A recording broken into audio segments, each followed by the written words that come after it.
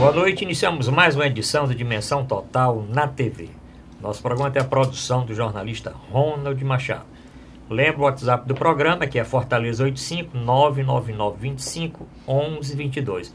Lembro também o nosso portal na internet, portal@arrudabastos.com.br, para o telespectador rever qualquer um dos programas anteriores e assistir este programa de hoje também ao vivo.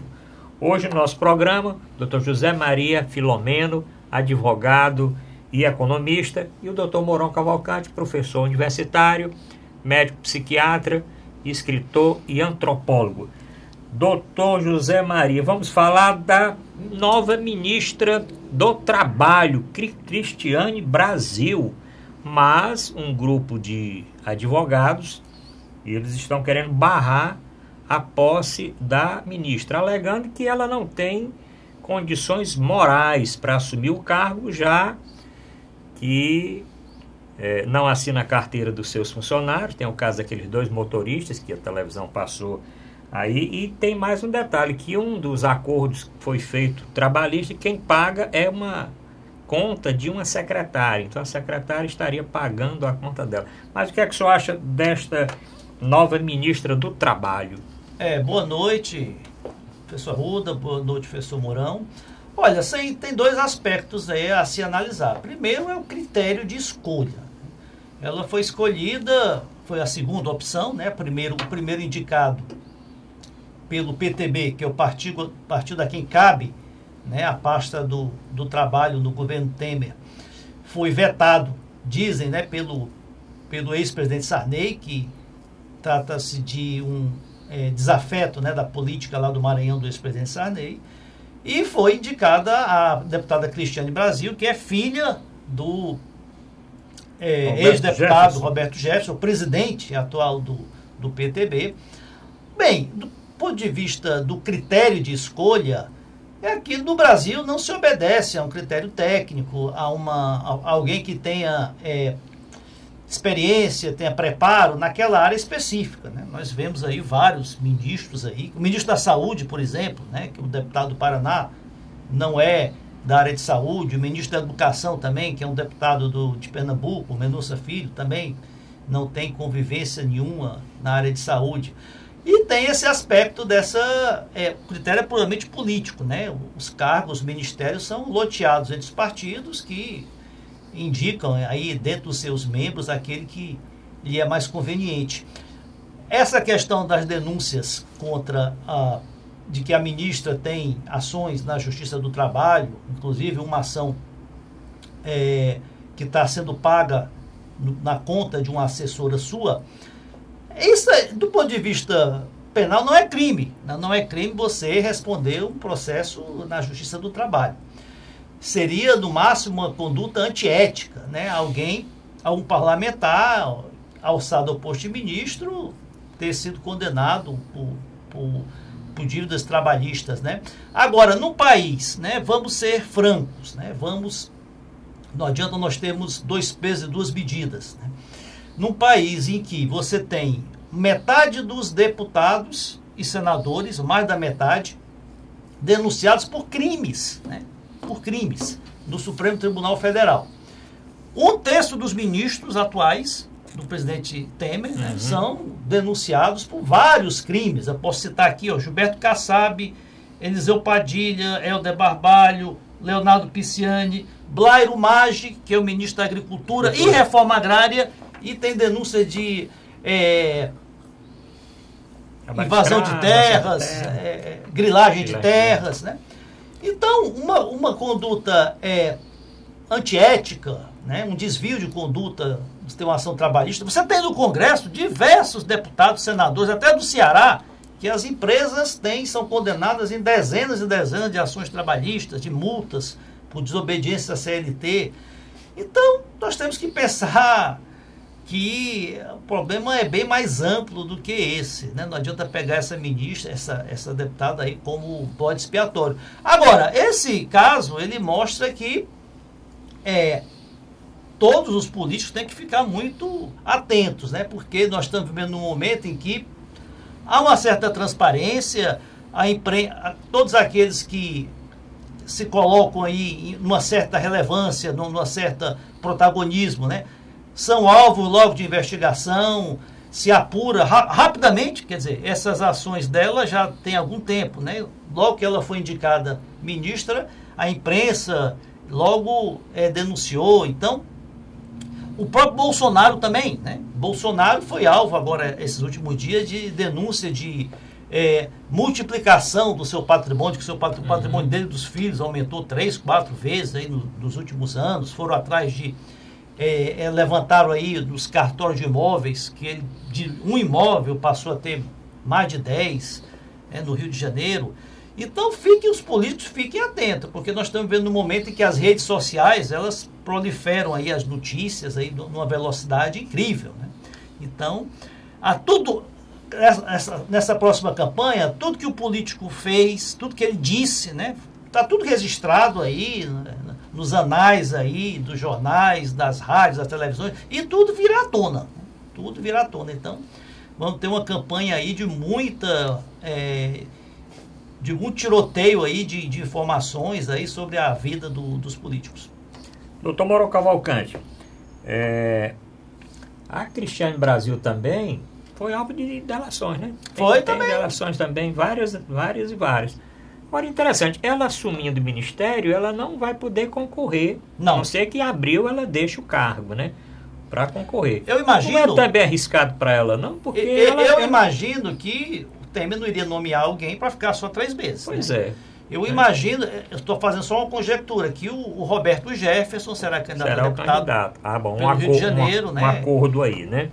Tá certo. Mas, doutor Mauro Cavalcante, Cristiane Brasil vai representar bem o Ministério do Trabalho? Eu me sinto envergonhado e enojado de estar falando dessas coisas, sabe? Eu acho que talvez a gente devesse falar de coisas mais produtivas, meritórias. Não se encontra uma atitude deste governo que não passe pelo viés da corrupção, do compadrio, do toma lá da cá, da negociação mais espúria que se pode imaginar, e quer se configurar isso como assim assim deve ser, assim será. Eu acho que não é bem o que o povo brasileiro pensa e quer como seu destino. Essa suposta apatia do povo, ou até indiferença, eu acho que não é bem assim, não. É como quem diz assim, olha, eu te pego lá fora, eu aguarda aí que tu vai ver o que é que eu vou fazer contigo. Tá entendendo? Eu gostaria que assim fosse. E, de primeiro, havia até um certo pudor, né?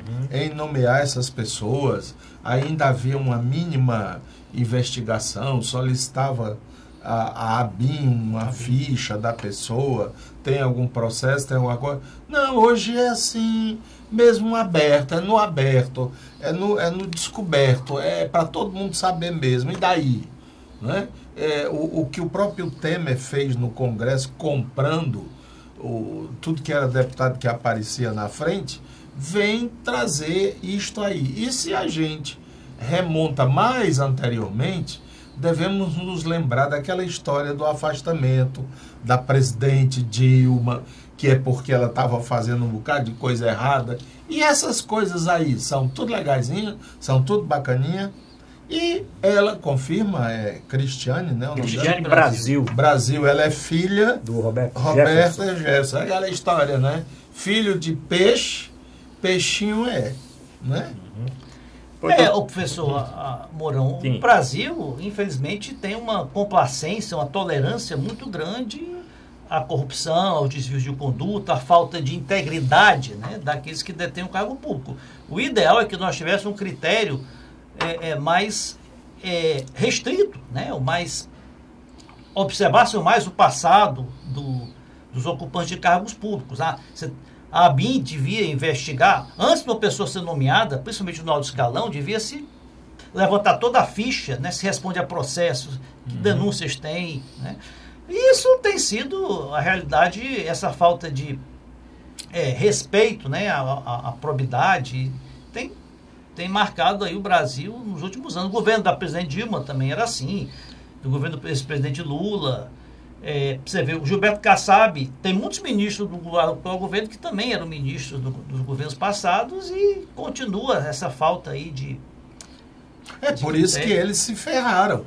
Mas o Temer não se ferra, né? Ao contrário, o Congresso inteiro, em uníssono, diz, não, ele é bom, ele é legal, ele deve continuar. Aqueles que tiveram a mesma jactância, a mesma ímpeto em dizer o PT é um bando de ladrão, o Lula é ladrão, não sei o quê. O que dizem do Temer? Calado, buscando explicações. Não, sem ele seria muito pior. O que é pior do que o que está aí?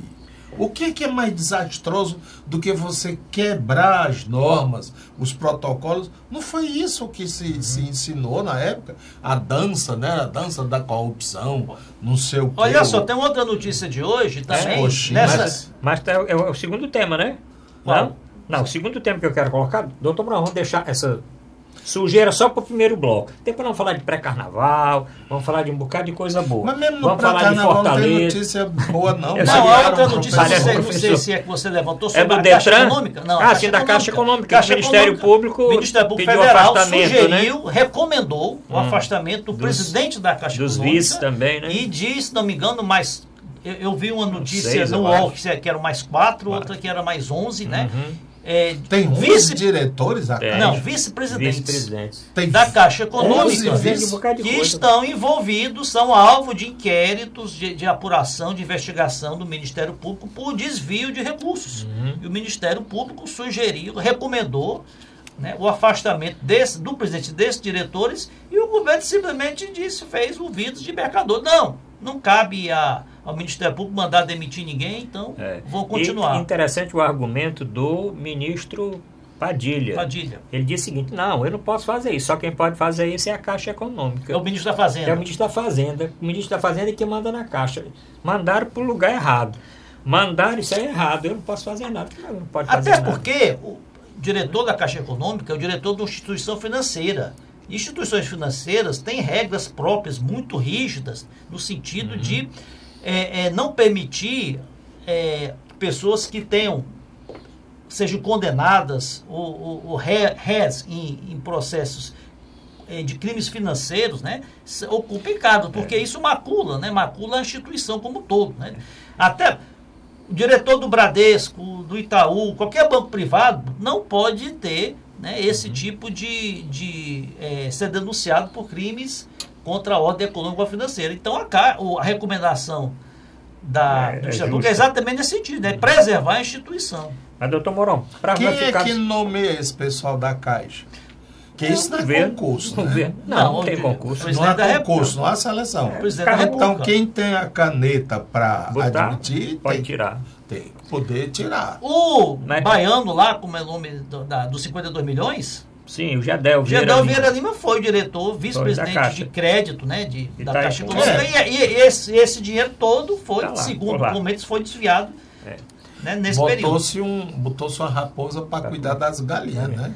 Aliás, é o que estão dizendo, eu achei até meio assim grosseiro o advogado porque parece que são dezenas de ações em diversos locais contra a posse da Cristiane Brasil. Voltando no caso da Cristiane Brasil. Agora eu achei não sei, ele disse o seguinte, era a mesma coisa que botar o Fernandinho Beiramar para ser ministro da Fazenda. Ele associou...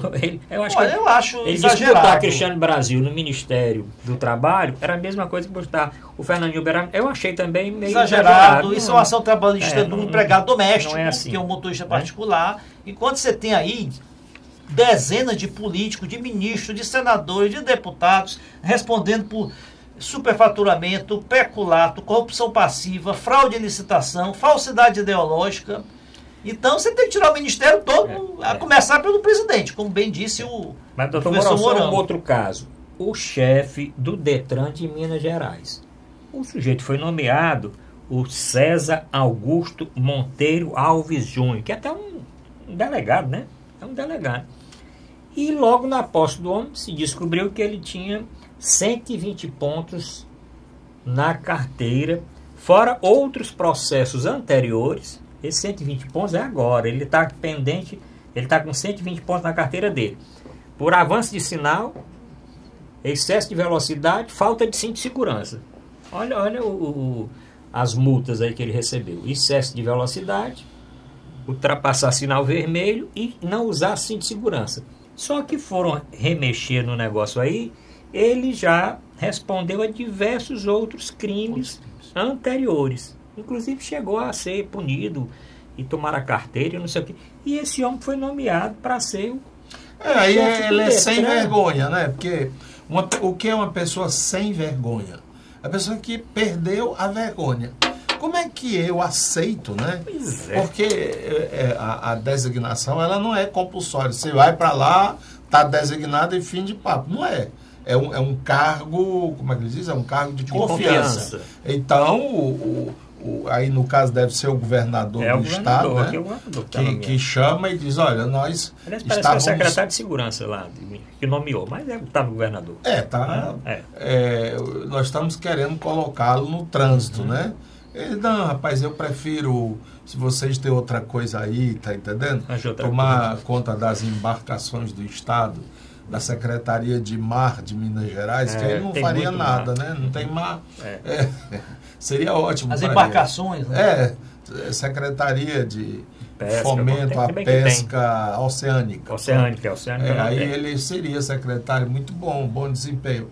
Mas é vergonha, né? Falta de vergonha. É uma safadeza, rapaz. Para você ver, é mais um exemplo, né, do que eu comentei hoje, ainda há pouco, de que quem tá todo mundo em cima dos holofotes, né? Só isso, nomeado, a imprensa já apurou, as redes sociais já proliferaram a notícia. Então, essa eleição esse ano, a população tem que ficar muito atenta, né, do passado do candidato, se ele tem algum desvio de conduta, se ele responde a inquéritos, a processos, se o que ele prometeu nas campanhas anteriores, nos cargos anteriores que ele assumiu, se ele cumpriu, né, se ele tem uma conduta pessoal, na vida pessoal, ilibada. Então, tudo isso o eleitor vai ficar muito atento. Tudo que ele disse, né, as suas posições, vai se levantar tudo que o candidato já falou, os seus posicionamentos anteriores.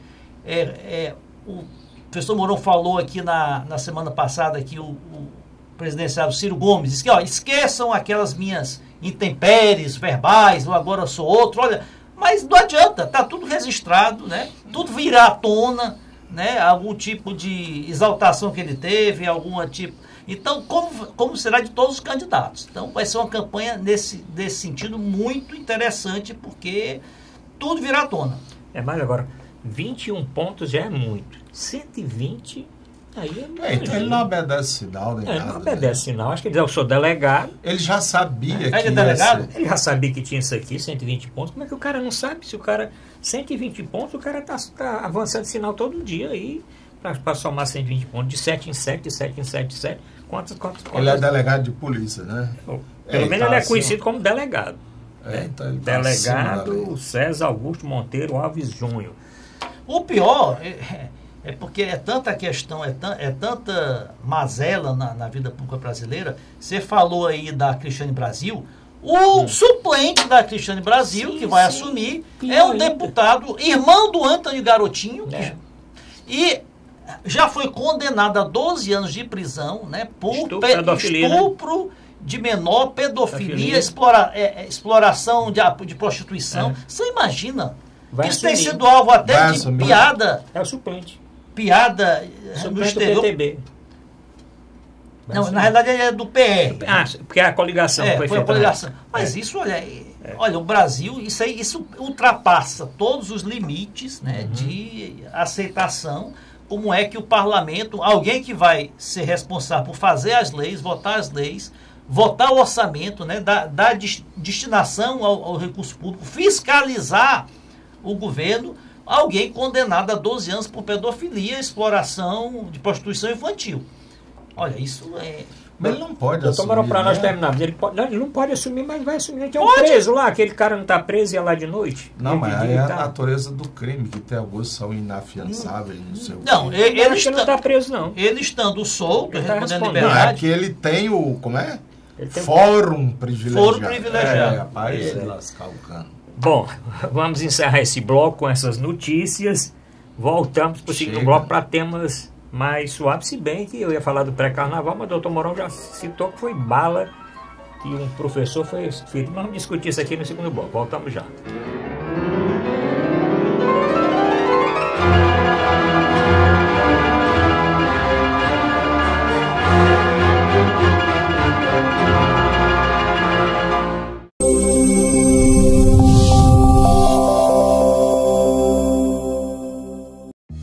Com o Ceará de ponta a ponta, o governo do estado abre milhares de quilômetros de novos rumos no Ceará. Ao todo, 5 milhões de cearenses serão beneficiados pelas ações do Ceará de ponta a ponta, com obras de restauração, pavimentação e duplicação que geram empregos, oferecem mais segurança e criam novas oportunidades. Hoje, com a estrada do jeito que está, quando minha filha sai, eu fico mais tranquila, por causa que a estrada está boa, né? Ela vai e volta com mais conforto e segurança. Para eu que venho de moto, melhorou muito, porque a pista agora está boa. Vem mais disposta, sai mais tarde um pouquinho e chega no horário certo. Mais de 1.500 quilômetros de estradas já foram concluídas e até o fim de 2018 serão cerca de 3.000 quilômetros de estradas requalificadas. Essa é a direção para levar um futuro melhor para todos os cearenses. Ceará, novas ideias, novas conquistas. Governo do Estado do Ceará.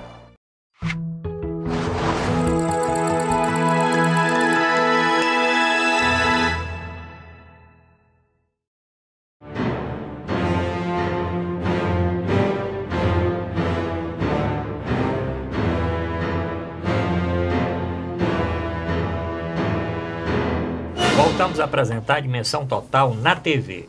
Quero agradecer as mensagens que o programa recebe todos os dias.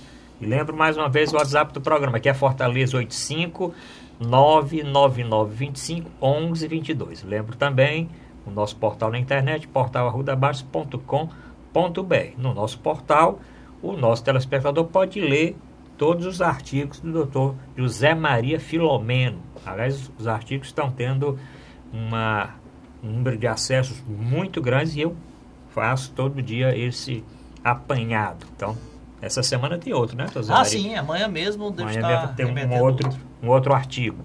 Pode ler também os outros colunistas e as notícias de futebol, da política, da saúde e também entrar no meu blog aí e ler as minhas crônicas. Doutor Mourão Cavalcante, o pré-carnaval. O senhor foi para o pré-carnaval ontem? O senhor não gosta de pré-carnaval? Pré-carnaval foi uma moda que pegou em Fortaleza. Fortaleza não podia ter carnaval. Aí colocaram pré-carnaval. E esse ano o pré-carnaval começou mais cedo. Porque também o carnaval vai chegar mais cedo. O carnaval é dia 11, né? 11 de fevereiro. No meio né? de fevereiro. No meio de fevereiro. E o pré-carnaval, doutor Moura? O senhor escutou falar do pré-carnaval? Do clube da mocinha e dos blocos. Aliás, diz que tem um bloco novo, né? Tem que manter isso, viu? Não, eu não estava em Fortaleza, né? Estava em João Pessoa, Paraíba. Mas eu vejo com bons olhos esses carnavais, não pelo fato de ser antes do carnaval, pré-carnaval, mas por ter esse espírito de coisa de bairro, né? É um grupo de pessoas que mais ou menos se conhecem, se identificam, e que fazem aquela brincadeira, aquele carnaval ali entre eles. Isso existe também na tradição de carnaval do Rio e São Paulo. No Rio existem muitos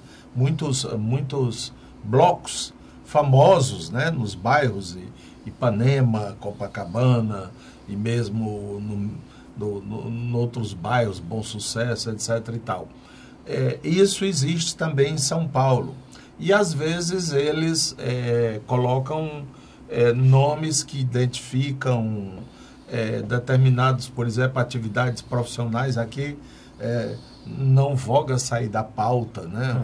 Mas que era de jornalistas, né? Sobretudo pessoas identificadas com comunicação social. Eu acho isso tudo muito legal, porque dá aquela ideia de grupo, de amizade, de canto, né? De local. Agora, precisa de um mínimo de estrutura. E quando eu falo estrutura, falo também segurança, né? Não pode ser assim tão no aberto, porque tem a organização do trânsito, aí se aconselha as pessoas, não precisa vocês irem de carro, pega um táxi, um Uber e vai, ou a carona, de modo a que aquele carro possa ir lotado, e que aqueles que vão beber não devem dirigir, e se houver qualquer manifestação de violência, que se possa imediatamente intervir. Esses cuidados são necessários. Se o bloco que você está pensando não tem isso, não vá. E fora porque geralmente, vamos dizer assim, é numa praça, mas aos arredores tem onde as pessoas deixam o carro, outras coisas, e aí quando vão a eles se destinar, quer dizer, eu vou pegar meu carro para ir para casa, é lá que acontecem essas abordagens de assalto e tudo. Aí eu não sei como é que a segurança poderia entrar aí, não é?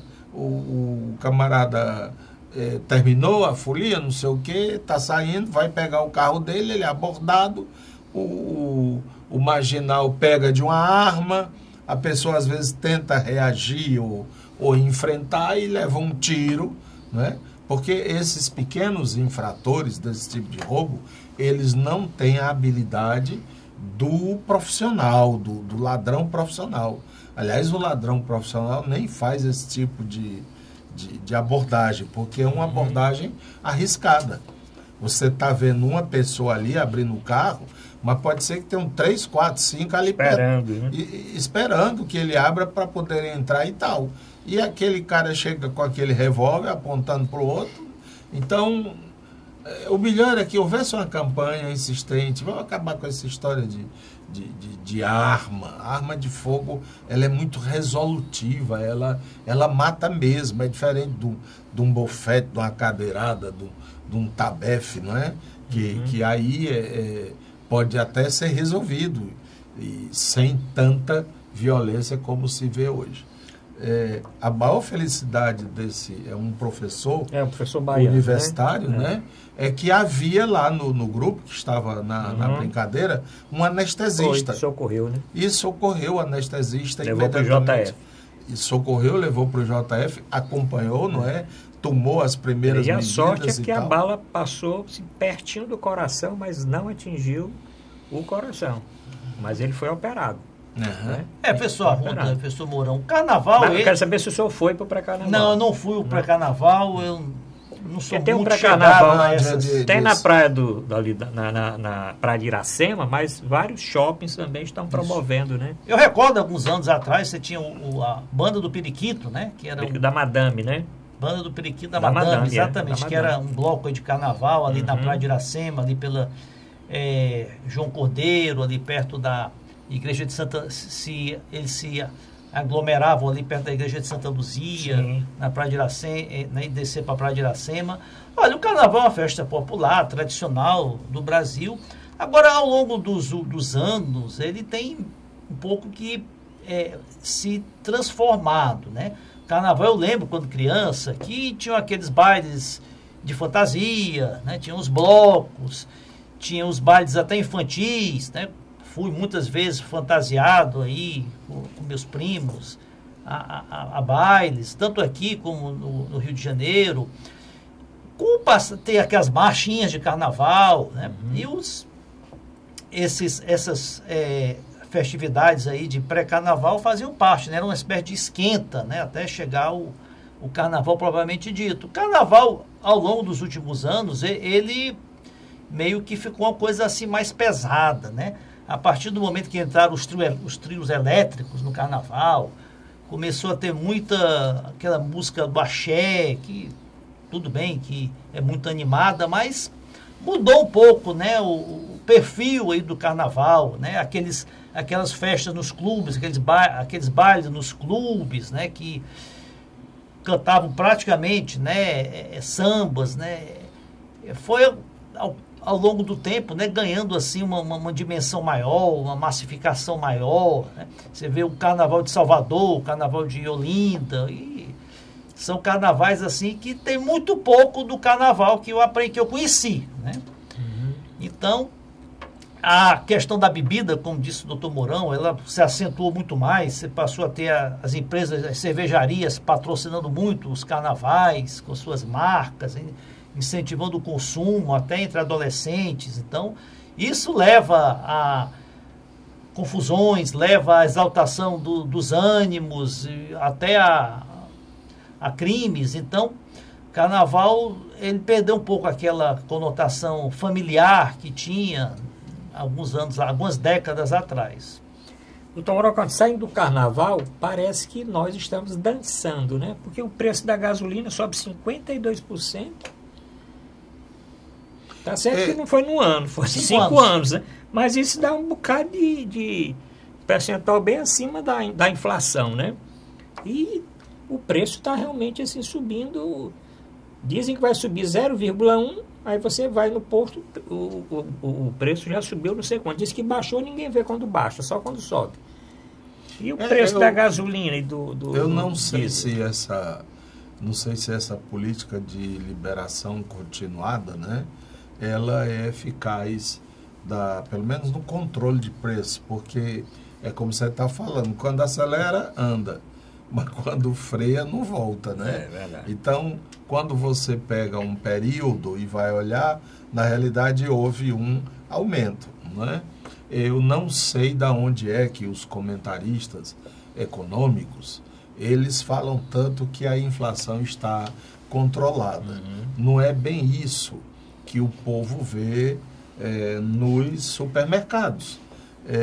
Eu até recebi uma mensagem falando sobre a tabela do aumento dos chamados produtos ou os preços essenciais, né? Da gasolina, da cesta básica, sobretudo preços que o governo tem uma certa maior, teria uma maior preocupação em administrar, que o negócio está solto.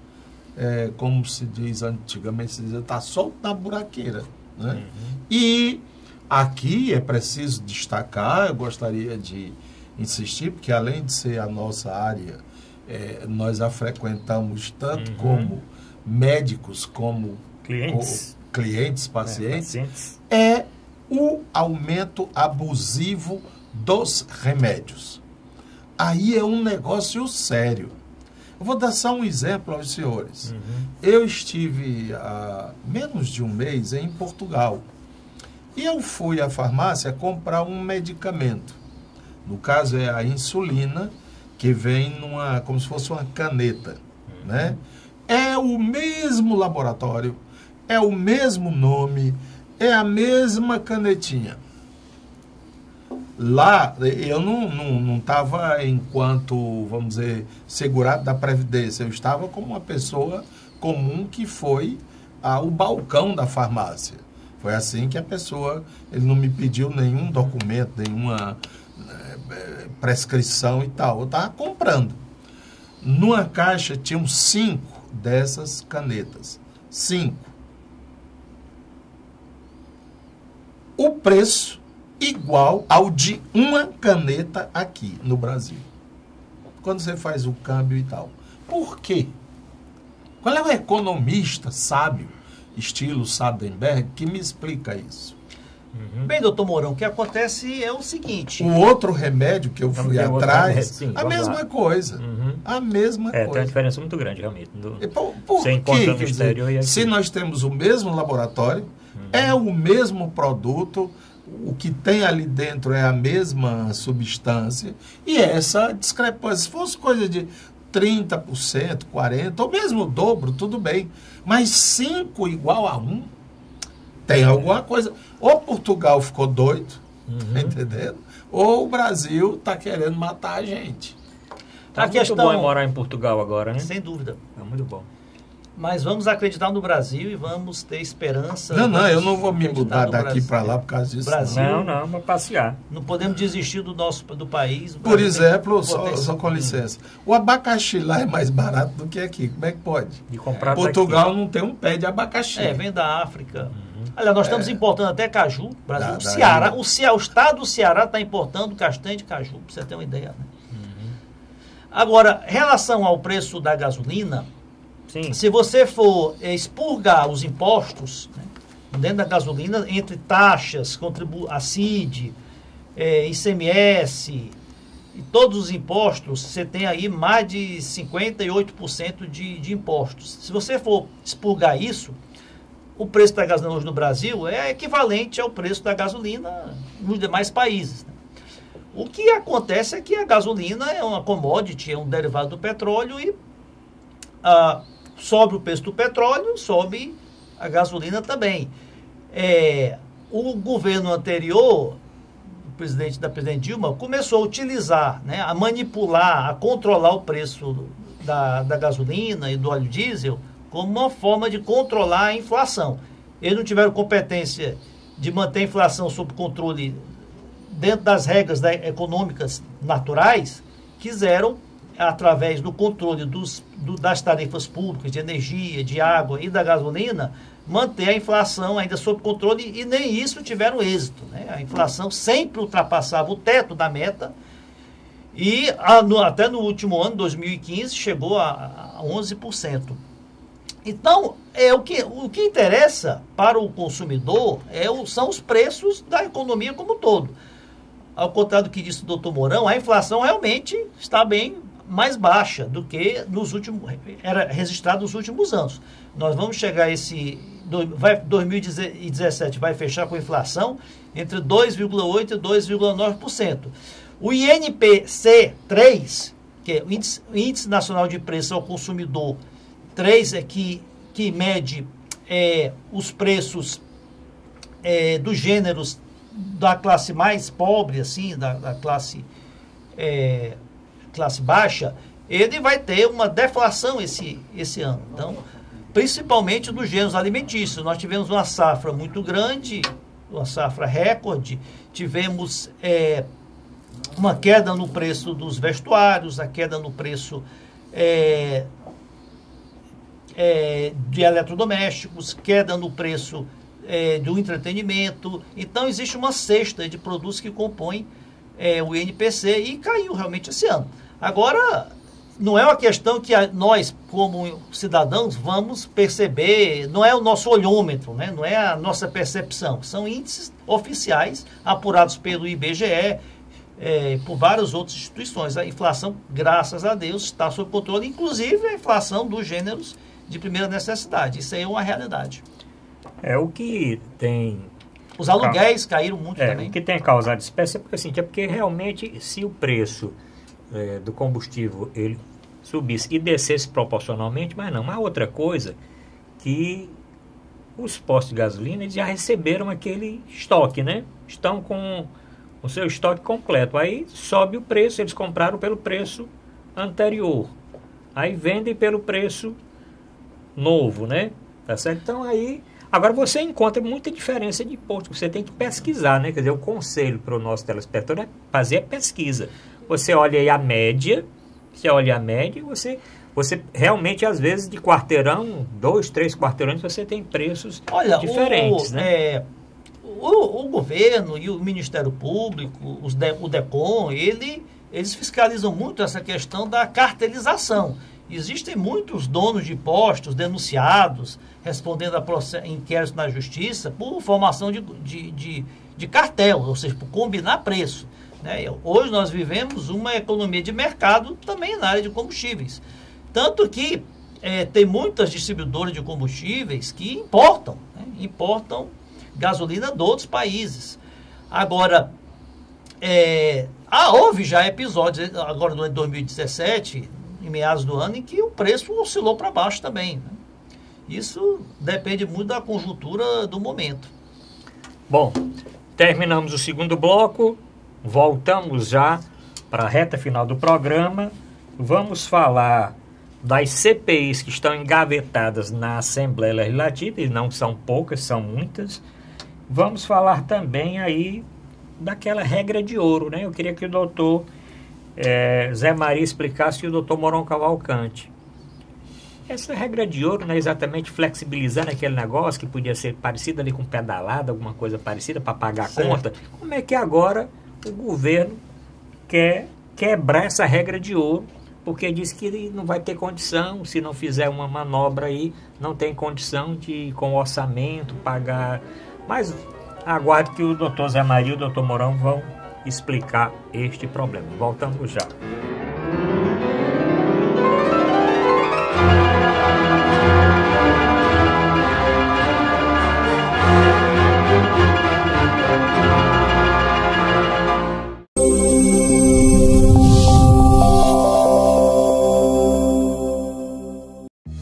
Com o Ceará de ponta a ponta, o governo do estado abre milhares de quilômetros de novos rumos no Ceará. Ao todo, 5 milhões de cearenses serão beneficiados pelas ações do Ceará de ponta a ponta, com obras de restauração, pavimentação e duplicação que geram empregos, oferecem mais segurança e criam novas oportunidades. Hoje, com a estrada do jeito que está, quando minha filha sai, eu fico mais tranquila, por causa que a estrada está boa, né? Ela vai e volta com mais conforto e segurança. Para eu que venho de moto, melhorou muito, porque a pista agora está boa. Vem mais disposta, sai mais tarde um pouquinho e chega no horário certo. Mais de 1.500 quilômetros de estradas já foram concluídas e até o fim de 2018 serão cerca de 3.000 quilômetros de estradas requalificadas.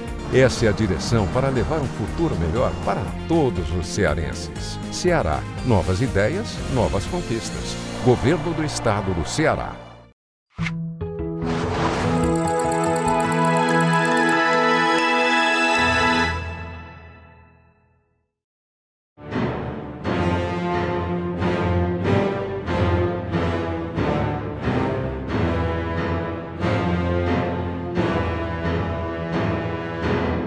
Vamos apresentar a Dimensão Total na TV. Eu quero agradecer aqui as mensagens. Eu recebi uma mensagem aqui falando exatamente a respeito disso. Disse, olha, ministra do Trabalho condenada em ação trabalhista e diretor do Detran de Minas tem 120 pontos na carteira.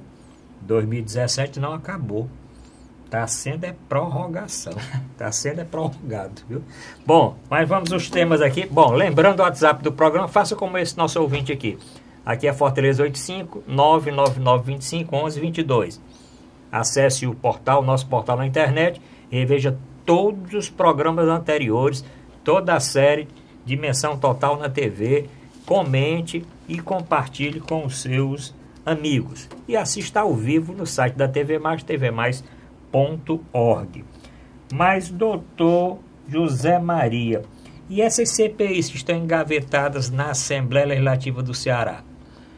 Olha, a CPI... Algum dia elas vão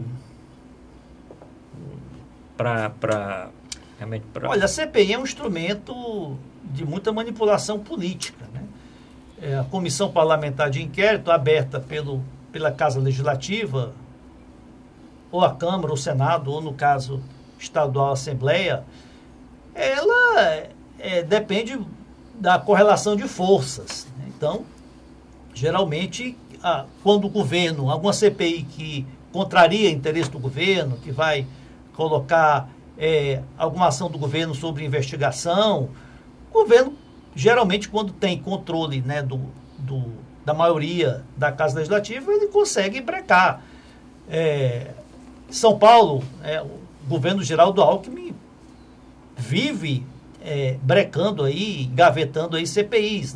O nosso governador também, eu imagino que tem aí a maioria absoluta aí da Assembleia Legislativa, assim como o ex-governador Cid Gomes, e eu lembro que o deputado Heitor Ferrer pediu a abertura de várias CPIs para investigar vários, né, escândalos aí, nunca conseguiu.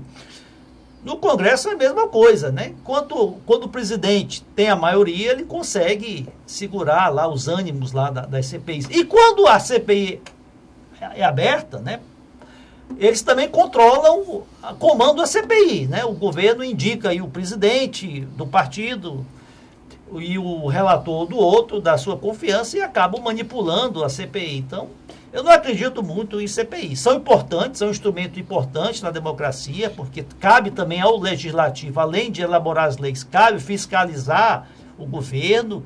Então, já tivemos muitas CPIs aí que tiveram um resultado importante, que desvendaram muita coisa. Teve a CPI dos anões do orçamento, já há mais de 20 anos, a própria CPI do PC Farias, que culminou com o impeachment do ex-presidente Collor. Tivemos a CPI dos Correios, né, que levou aí desbaratou aí o caso aí do mensalão, mas na sua grande maioria das vezes ela acaba sendo manipulada aí por interesses políticos. Doutor Mourão Cavalcante, e essas CPIs? Já foi dito que a CPI, a gente sabe como é que ela começa, por que ela começa, né? Tem que ter um fato notório, específico. Sabe que começa assim, mas não sabe como ela termina, os desdobramentos que pode ter. Por isso, um governo prudente sempre não vai receber muito bem, de bom grado, uma CPI.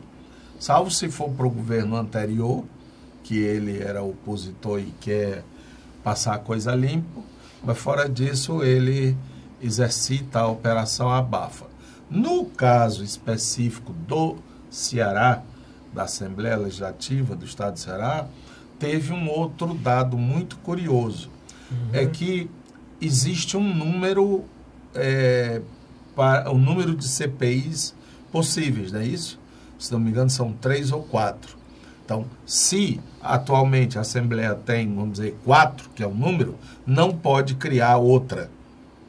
Como havia um movimento para criar uma CPI que não era do desejo do governo, mas o governo não tinha número para barrá-la, imediatamente criou e completou, e aquela outra morreu no nascedouro. Uma barriga, um útero não pode gestar muitos, só pode, vamos dizer assim, de um por um, tem um número. Então o governo fez essa manobra, e como essas CPIs tinham única e exclusivamente completar a lotação, já cumpriu a finalidade. Agora estão aí empancadas, não se chega a uma conclusão, porque na realidade não havia interesse na conclusão, mas sim em barrar outras. Qual era, eu não estou bem recordado, mas em próximo programa a gente pode trazer esses detalhes, que é uma estratégia ainda mais obtusa de parir CPI, de abortar CPI. Doutor Zé Maria, mais alguma coisa em relação à CPI? Olha, você vê, com essa aproximação do senador Eunício Oliveira com o governador Camilo Santana, né, nós vamos ter aí, o governador vai ter o apoio, logicamente, dos deputados estaduais também, do PMDB, ampliando mais ainda, né, o domínio aí, o controle que ele tem sobre a Assembleia Legislativa. Vai restar o quê? Quantos deputados fazendo oposição ao governo? O deputado Heitor Ferrer, talvez, e o Renato Rosendo. Então, isso é muito negativo aí para a democracia, porque a oposição é fundamental. Você tem alguém na Assembleia fiscalizando e... Tem ou teria 2 do PR também. Que do PR, é isso. Fernanda Pessoa, tem o PR. Pessoa e o Capitão Wagner. O Capitão Wagner, exatamente. Parece Mas é um número muito ínfimo, são né, 6 ou 7. Em relação à composição da Assembleia de 46 deputados. Sempre. Parece que estão escutando a gente aqui no programa. A Justiça Federal do Rio suspendeu a posse da deputada Cristiane Brasil. Suspendeu. Bom, mas vamos ver daqui por diante. Doutor Zé Maria, doutor, e essa proposta de derrubar essa regra de ouro? Essa regra de ouro não era tão forte. Aliás, para alterar essa regra de ouro tem que ser uma emenda constitucional. O que é regra de ouro? Bem, regra de ouro, doutor Zé Maria vai explicar, mas é uma medida que limita a capacidade da União de enchar despesas, sei lá, o doutor Maria vai explicar, para pagar as contas públicas. O que pode explicar melhor aí? Na lei de responsabilidade fiscal, tem lá um dispositivo que o governo ele só pode se endividar, ou seja, fazer dívidas, se for para financiar investimentos.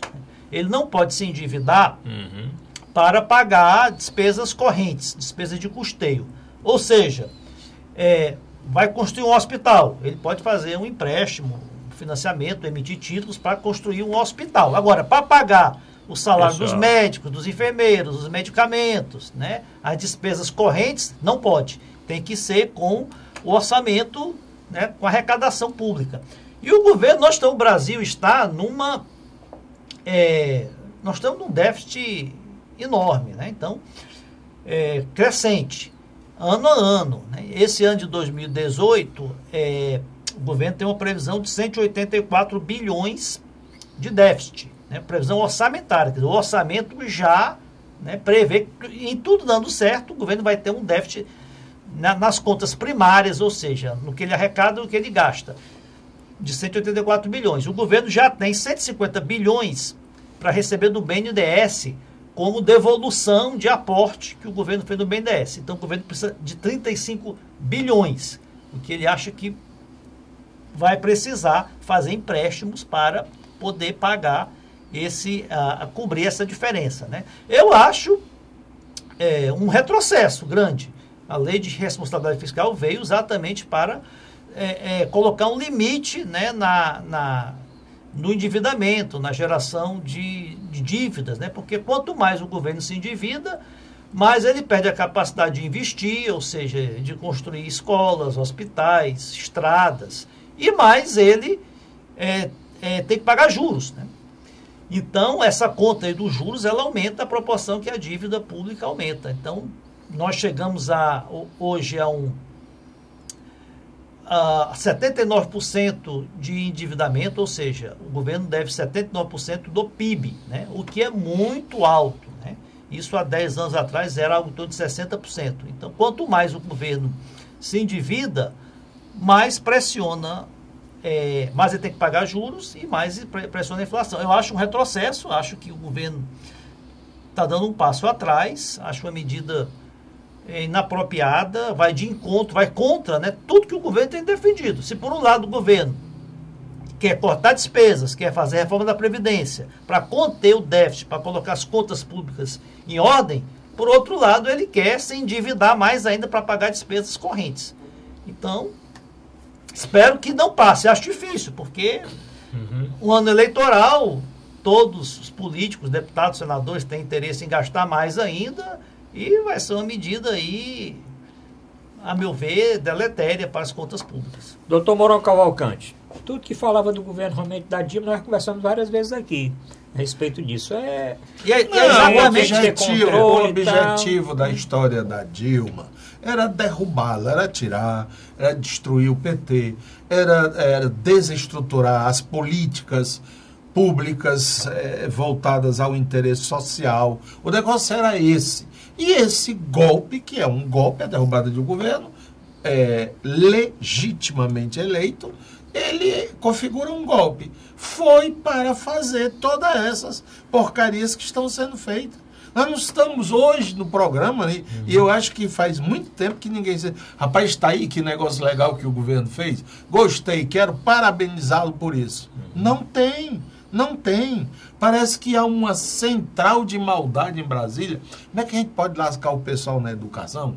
Como é que a gente pode lascar o pessoal na saúde? Como é que a gente pode lascar no... Está entendendo? Agora mesmo aí no Rio Grande do Norte, estado vizinho, está um caos. Está um caos. Os hotéis, que agora é uma fase...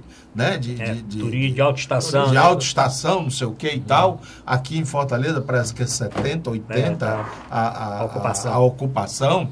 Lá em João Pessoa, em João Pessoa, que estive esse final de semana, nós andamos em 4 hotéis que chegou um casal amigo e foi de surpresa acomodá-los. Nós tivemos que andar em 4 hotéis, nenhum deles tinha nenhuma vaga completo. Isto, em parte, também porque aquele pessoal que faz aquele turismo, vamos dizer, Recife, João Pessoa, Natal, Fortaleza e tal, não estava indo para o Rio Grande do Norte. Então, prejuízo imensurável. Agora, me informe, Se tem um desembargador do Rio Grande do Norte que ganha menos de 100 mil reais por mês, e se o governo do estado está com eles atrasado? Ou os deputados. Então, se é para fazer reforma da Previdência, reforma trabalhista, que só lasca o assalariado, aquele homem que coloca a própria vida em risco, que é o caso do policial, todo dia que ele sai de casa, será que eu vou voltar? Esse homem está com 2 meses ou 3 atrasado seu salário, né? Então, é preciso a gente repensar que modelo de sociedade nós queremos. Todo esse dinheiro que é arrecadado, trilhões e trilhões, está servindo para quê? Está servindo para um presidente da República comprar deputado para votar neles, para colocar ministros, tipo essa moça aí, que até o gogó, esse diretor desse trânsito, que está até o gogó, é para isso. E todos os dias nós somos confrontados em jornal, rádio, televisão. É só roubalheira, é só esculhambação. Chega! Nós temos que criar um novo pacto social. Não importa, eu não tenho procuração para defender, nunca participei de PT, de um partido que eu possa estar arrependido. Estou porque fui do PDT no tempo do Brizola. Aí depois ele virou moeda de leilão, né? E ainda continua no leilão aí. Pois bem, mas o que nós queremos para este país? Esse dinheirão que se arrecada é para quê? É para estar dando salários de... Qual é o desembargador no mundo que ganha uma fábula assim? Os daqui ganham. Mas o positivo dessa situação toda é que a população começa a ter consciência, né, de que o cobertor é curto. Que se falta dinheiro para segurança, para pagar os policiais, é porque está sendo mal gasto noutra área. Né? Está sendo mal gasto com salários abusivos, com salários de mais de 100 mil, com privilégios, né, com pessoas que se aposentam com 47 anos, como é o caso do comandante da Polícia Militar do Rio Grande do Norte, que diz, olha, eu estou cheio dessa confusão, dessa pressão toda, vou me aposentar. Está se aposentando agora com 47 anos e 38 mil reais. Então, a questão do ajuste fiscal é importante porque vai estabelecer um limite, tem uma régua. Não, o governante não é mais como antigamente, que ele gastava como fosse um cheque especial sem limite. Inclusive, ele tem que gastar dentro, né? Dentro do orçamento. Então tem que saber priorizar. Como o doutor Mourão disse aqui na semana passada, que administrar é priorizar. Vai ter que saber priorizar muito bem o recurso público, isso dialogando com a sociedade, mostrando para onde está indo o dinheiro, para que ele se destine realmente para aquelas necessidades mais importantes. Bom, estamos terminando o programa, uma notícia aqui de última hora. A ministra presidente do Supremo Tribunal Federal, Carmen Lúcia, teve que cancelar a visita que ia fazer àquele presídio de Goiânia por falta de segurança. Ó, se a ministra presidente do Supremo Tribunal Federal não tem segurança de visitar um presídio, imagina quem tem. Porque você sabe que hoje o crime é organizado, né? O crime não é mais um por si, Deus por todos, não. O crime é organizado. E a polícia, os órgãos de segurança devem ter recebido. Olha, não vai, não. Essa mulher não é para ir aí, não. Pronto. Basta essa dica aí, que ela já treme até o anjo da guarda, tá entendendo? E recua. Porque eles podem botar uma bomba no meio da estrada, pode... Qualquer coisa. Não é isso que é feito. Quando acontece qualquer coisa numa favela, toca fogo em 8, 10 ônibus na cidade inteira. Já fizeram isso aqui em Fortaleza e em quase todas as capitais, cidades grandes do país. Então, ou a gente para pensar a sociedade, o que é que nós queremos dela, né? Não é também, eu acho melhor o Bolsonaro, não, eu acho melhor o Lula, não, eu acho melhor... Não é uma pessoa não é Salvador que da vai... Pátria. Pois que pensamento nós podemos agregar em torno, né, de um projeto de sociedade? Qual é? Como é? Então, aí, quando os discípulos estão prontos, o mestre aparece. Nem o contrário, não. Doutor Zé Maria, minutinho final do programa. Algum comentário mais? Olha, é o que o doutor Mourão disse, né? O Brasil é um país a ser feito, né? Nós temos ainda que consolidar a democracia, não temos uma democracia plena, nós temos que fazer reforma política, nós temos que refazer, né, toda a nossa infraestrutura. E não adianta também, eu concordo também com o protesto aí do doutor Mourão, que tem que se repensar o Brasil. Agora, não vamos fazer o Brasil de uma vez, tem que ser tijolinho por tijolinho, né, etapa por etapa. E a primeira, mais importante, começa com a população, saber votar bem. E esse ano vai ter a oportunidade de mandar muita gente embora do Congresso, das assembleias, dos governos, e botar gente nova, ficha limpa, né, e que tenha compromisso realmente com a população. Bom, agradecemos a presença do Dr. Zé Maria Filomeno, advogado e economista, Dr. Mourão Cavalcante, médico, antropólogo, escritor e professor universitário, e agradeço principalmente a audiência do nosso telespectador. Obrigado a todos e até a próxima semana.